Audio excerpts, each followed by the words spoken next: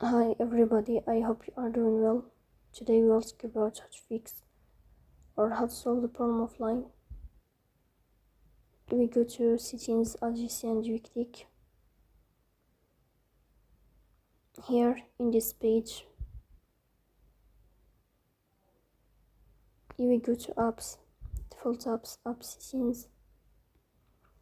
On above here you will search about line up. Then here we click on first stop and you will click OK. Here we go to this window of storage.